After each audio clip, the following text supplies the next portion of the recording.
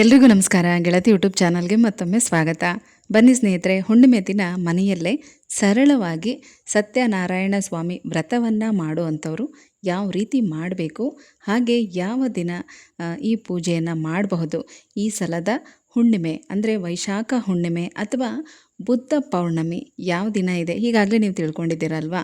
ಹಾಗಾಗಿ ಈ ದಿನ ಸತ್ಯನಾರಾಯಣ ಸ್ವಾಮಿ ಪೂಜೆಗೆ ಶುಭ ಸಮಯ ಯಾವುದು, ಯಾವ ರೀತಿ ಸರಳವಾಗಿ ಪೂಜೆ ಮಾಡಬೇಕು, ಹಾಗೆ ಯಾವೆಲ್ಲ ನಿಯಮಗಳನ್ನು ಪಾಲಿಸಬೇಕು, ಇದೆಲ್ಲದರ ಬಗ್ಗೆ ಮಾಹಿತಿಯನ್ನು ತಿಳಿಸಿದ್ದೀನಿ. ವಿಡಿಯೋನ ಸ್ಕಿಪ್ ಮಾಡದೆ ನೋಡಿ.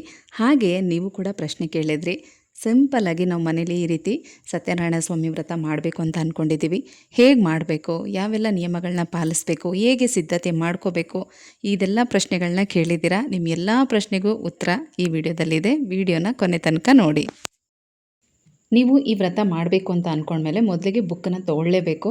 ಯಾಕಂದರೆ ಬುಕ್ ಇಲ್ಲ ಅಂತಂದರೆ ಸತ್ಯನಾರಾಯಣ ಸ್ವಾಮಿ ವ್ರತವನ್ನು ಮಾಡೋದಕ್ಕೆ ಆಗೋದೇ ಇಲ್ಲ. ಕಥೆಯನ್ನು ಓದಬೇಕಾಗತ್ತೆ. ಮತ್ತು ಇದರಲ್ಲಿ ಪೂಜಾ ವಿಧಾನಗಳು ಕೂಡ ಕೊಟ್ಟಿರ್ತಾರೆ. ಅದನ್ನೆಲ್ಲ ನೋಡಿಕೊಂಡು ನೀವು ಪೂಜೆನ ಮಾಡ್ಕೋಬೋದು. ಹಾಗಾಗಿ ಈ ಬುಕ್ಕು ತೊಗೊಳ್ಳೋದು ತುಂಬಾ ಮುಖ್ಯ.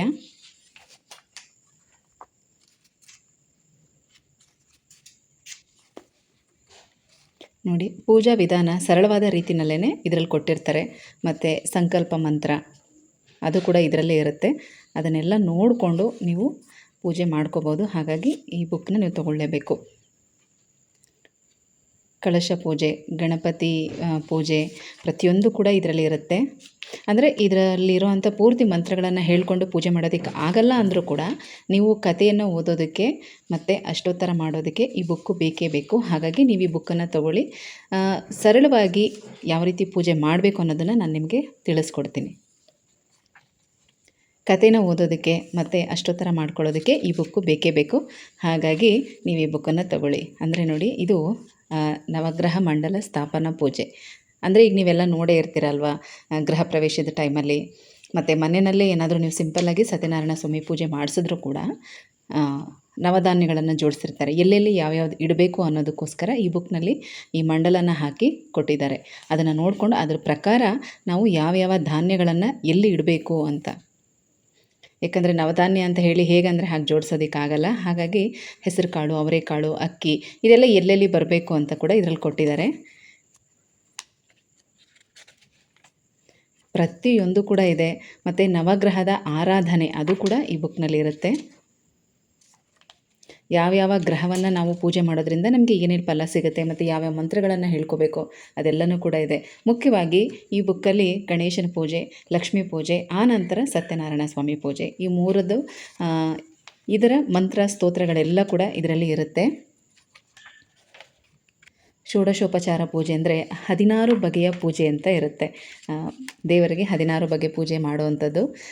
ನಮಗೆ ಗೊತ್ತಿರೋ ಹಾಗೆ ಅಭಿಷೇಕ ಮತ್ತು ಅರ್ಚನೆ ಮಾಡೋದು, ಪತ್ರೆಗಳಿಂದ ಅರ್ಚನೆ, ಹೂಗಳಿಂದ ಅರ್ಚನೆ, ಮತ್ತು ದೇವರಿಗೆ ಅಲಂಕಾರ ಮಾಡುವಂಥದ್ದು, ಗೆಜ್ಜೆ ವಸ್ತ್ರ ಏರಿಸೋದು, ಗಂಧ, ಅರಿಶಿಣ, ಕುಂಕುಮ ಇದನ್ನೆಲ್ಲ ಹಚ್ಚುವಂಥದ್ದು, ಇದೆಲ್ಲನೂ ಸೇರಿಸಿ 16 ಬಗೆ ಪೂಜೆನ ಮಾಡಲಾಗತ್ತೆ. ನೀವೆಲ್ಲ ಕೂಡ ನೋಡೇ ಇರ್ತೀರ ದೇವಸ್ಥಾನದಲ್ಲಿ ಮತ್ತು ಗೃಹ ಪ್ರವೇಶ ಮನೆಗಳಲ್ಲೇ ಸಿಂಪಲ್ಲಾಗಿ ಪೂಜೆ ಮಾಡಿಸಿದ್ರು ಕೂಡ ಇದೆಲ್ಲನೂ ಕೂಡ ಅವರು ನಿಯಮಬದ್ಧವಾಗಿ ಶಾಸ್ತ್ರೋಕ್ತವಾಗಿ ಮಾಡ್ತಾ ಇರ್ತಾರೆ. ನೋಡಿ, ಇಲ್ಲಿ ಕೊಟ್ಟಿರ್ತಾರೆ ನೋಡಿ, ಅಂಗಪೂಜೆ, ಪುಷ್ಪ ಪೂಜೆ ಮತ್ತು ವಸ್ತ್ರ, ಗಂಧ, ಅಕ್ಷತೆ ಪ್ರತಿಯೊಂದನ್ನು ಅರ್ಪಿಸುವಾಗ ಕೂಡ ಮಂತ್ರಗಳನ್ನು ಹೇಳಿಕೊಂಡು ಅರ್ಪಿಸುವಂಥದ್ದು. ಮತ್ತಿಲ್ಲಿ ಲಕ್ಷ್ಮೀ ಪೂಜೆ, ಲಕ್ಷ್ಮಿಯ ಅಷ್ಟೋತ್ತರ ಇರುತ್ತೆ ನೋಡಿ, ಅಷ್ಟೋತ್ತರ ಕೂಡ ಇದರಲ್ಲೇ ಇರುತ್ತೆ. ಇದಕ್ಕಾದರೂ ನೀವು ಈ ಬುಕ್ನ ತೊಗೊಳ್ಳೇಬೇಕು.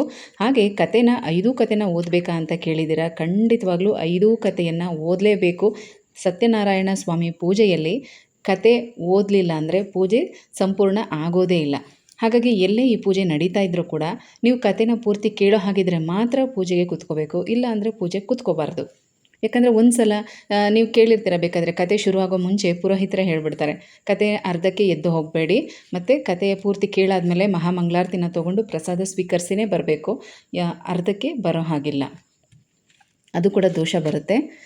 ಸಿಂಪಲ್ಲಾಗಿ ಸತ್ಯನಾರಾಯಣ ಸ್ವಾಮಿ ವ್ರತವನ್ನು ಮಾಡಿದ್ರೂ ಕೂಡ 5 ಕಥೆಯನ್ನು ಓದಬೇಕು, ಮಹಾಮಂಗಳಾರತಿ ಮಾಡಬೇಕು, ಪ್ರಸಾದ ನೈವೇದ್ಯ ಎಲ್ಲನೂ ಕೂಡ ಮಾಡಲೇಬೇಕು. ಈ ದಿನ ಸಜ್ಜಿಗೆ ನೈವೇದ್ಯನ ಮಾಡಬೇಕು.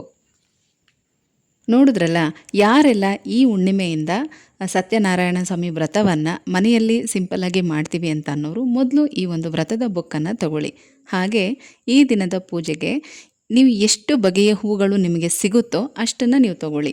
2, 3 ಅಥವಾ 5 ಬಗೆ ಹೂಗಳು ಮತ್ತು ಪತ್ರೆಗಳು, ತುಳಸಿ, ಬಿಲ್ವಪತ್ರೆ, ದವನ, ಮರುಗ, ಕಾಮಕಸ್ತೂರಿ ಪತ್ರೆಗಳು, ಹೀಗೆ ಎಷ್ಟು ಬಗೆ ಪತ್ರೆಗಳು ಸಿಗುತ್ತೋ ಅಷ್ಟು ಬಗೆ ಪತ್ರೆಗಳನ್ನು ತಗೊಳ್ಳಿ.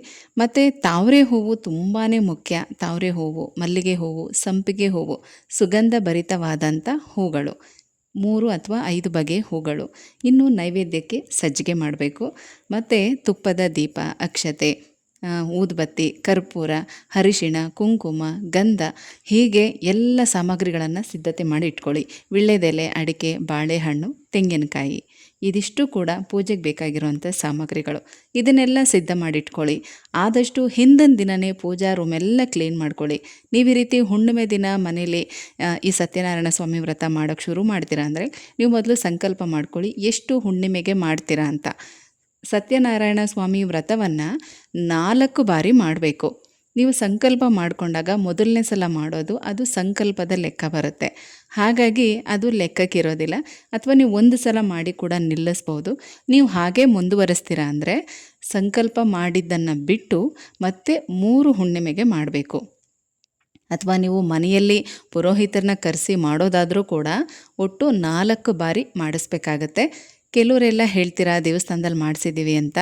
ದೇವಸ್ಥಾನದಲ್ಲಿ ನೀವು ಸಾಮೂಹಿಕವಾಗಿ ಮಾಡಿಸಿರ್ತೀರಾ ಅಥವಾ ನೀವೇ ಕೂತು ಪೂಜೆ ಮಾಡಿರ್ತೀರಾ. ಸಾಮೂಹಿಕವಾಗಿ ಮಾಡಿದರೆ ಅದು ಲೆಕ್ಕ ಬರೋದಿಲ್ಲ. ನೀವೇ ಕೂತು ಪೂಜೆ ಮಾಡಿದರೆ ಅದನ್ನು ನೀವು ಲೆಕ್ಕ ತಗೋಬಹುದು. ಹಾಗೆ ಮನೆಯಲ್ಲಿ ಈ ರೀತಿ ಸರಳವಾಗಿ ನಾವು ವ್ರತವನ್ನು ಮಾಡಿರುವಾಗ ಎಷ್ಟು ದಿನ ನಾನ್ ವೆಜ್ ಬಿಡಬೇಕು ಅಂತ ಕೂಡ ಕೇಳಿದ್ದೀರಾ. ನೋಡಿ, ನೀವು ಈ ಒಂದು ವ್ರತನ ನೀವು ಮಾಡಬೇಕು ಅಂತ ಅಂದ್ಕೊಂಡ್ರೆ ಮುಂಚಿತವಾಗಿ ಕೂಡ ಶುದ್ಧತೆಯನ್ನು ನೋಡ್ಕೋಬೇಕು.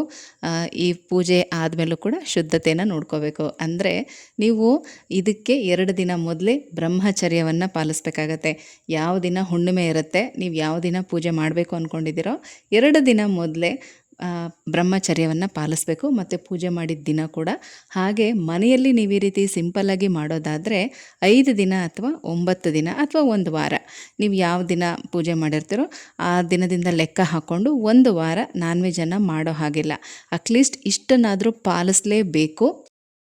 ನೀವು ತುಂಬ ದೊಡ್ಡದಾಗಿ ಗ್ರ್ಯಾಂಡಾಗಿ ಮಾಡಿದರೆ ಅಂದರೆ ಪುರೋಹಿತರನ್ನ ಕರೆಸಿ ಮಾಡಿದರೆ ಅವರೇ ಹೇಳ್ತಾರೆ 48 ದಿನ ತಿನ್ನೋ ಹಾಗಿಲ್ಲ ಅಂತ. ಒಂದು ಮಂಡಲ ನೀವು ಪಾಲನೆ ಮಾಡಬೇಕಾಗತ್ತೆ, 48 ದಿನ ತಿನ್ನೋ ಹಾಗಿಲ್ಲ. ಹಾಗಂತೇಳಿ 48 ದಿನವೂ ಬ್ರಹ್ಮಚರ್ಯ ಪಾಲಿಸ್ಬೇಕು ಅಂತೇನಿಲ್ಲ. ನಾನ್ ವೆಜ್ ಮಾತ್ರ ತಿನ್ನಬಾರ್ದು ಅಷ್ಟೇ. ನೀವು ಈ ರೀತಿ ಮನೆಯಲ್ಲಿ ಸಿಂಪಲ್ಲಾಗಿ ಮಾಡ್ಕೊಳ್ಳೋದಾದರೆ 5 ದಿನ ಅಥವಾ 9 ದಿನ ಅಥವಾ 1 ವಾರ ನಾನ್ ವೆಜ್ ತಿನ್ನಬಾರ್ದು. ಮತ್ತು ನೀವು ಈ ಪೂಜೆ ಮಾಡೋದಕ್ಕೆ ಏನೆಲ್ಲ ಸಿದ್ಧತೆ ಮಾಡ್ಕೊಳ್ತಾ ಇರ್ತೀರಾ, ಹಾಗಾಗಿ ಹುಣ್ಣಿಮೆಗೂ 2 ದಿನ ಮೊದಲೇ ಬ್ರಹ್ಮಚರ್ಯ ಕೂಡ ಪಾಲಿಸ್ಬೇಕಾಗತ್ತೆ. ಪೂಜೆ ಮಾಡಿದ ದಿನ ಕೂಡ ಬ್ರಹ್ಮಚರ್ಯ ಪಾಲಿಸ್ಬೇಕು. ಈ 2 ನಿಯಮಗಳನ್ನು ನೀವು ಪಾಲಿಸ್ಕೊಂಡು ಈ ವ್ರತನ ನೀವು ಮಾಡಬಹುದು. ಅಥವಾ ನೀವು ಎಷ್ಟು ಹುಣ್ಣಿಮೆ, ಪ್ರತಿ ಹುಣ್ಣಿಮೆಗೂ ನಾನು ಮಾಡ್ತಾ ಹೋಗ್ತೀನಿ ಅಂತ ಅಂದರೂ ಕೂಡ ನೀವು ಮಾಡಬಹುದು. ಅಥವಾ 4 ಹುಣ್ಣಿಮೆ ಮಾಡಲೇಬೇಕು. ಇಲ್ಲ ಅಂದರೆ 1 ಹುಣ್ಣಿಮೆ ಮಾಡಿ ನೀವು ನಿಲ್ಲಿಸಬಹುದು. ಈ ರೀತಿ ಸತ್ಯನಾರಾಯಣ ಸ್ವಾಮಿ ವ್ರತಕ್ಕೆ ಸಿದ್ಧತೆ ಮಾಡ್ಕೊಳ್ಳಿ. ಯಾವ ರೀತಿ ಪೂಜೆ ಮಾಡಬೇಕು, ಕಳಸ ಹೇಗಿಡಬೇಕು ಮತ್ತು ಮಂತ್ರ ಸಹಿತ ಹಂತ ಹಂತವಾಗಿ ಪೂಜೆ ಮಾಡೋ ವಿಧಾನವನ್ನು ಮುಂದಿನ ವಿಡಿಯೋದಲ್ಲಿ ತಿಳಿಸ್ಕೊಡ್ತೀನಿ. ಮತ್ತೆ ಸಿಗ್ತೀನಿ. ಹೋಗಿ ಬರಲಾ?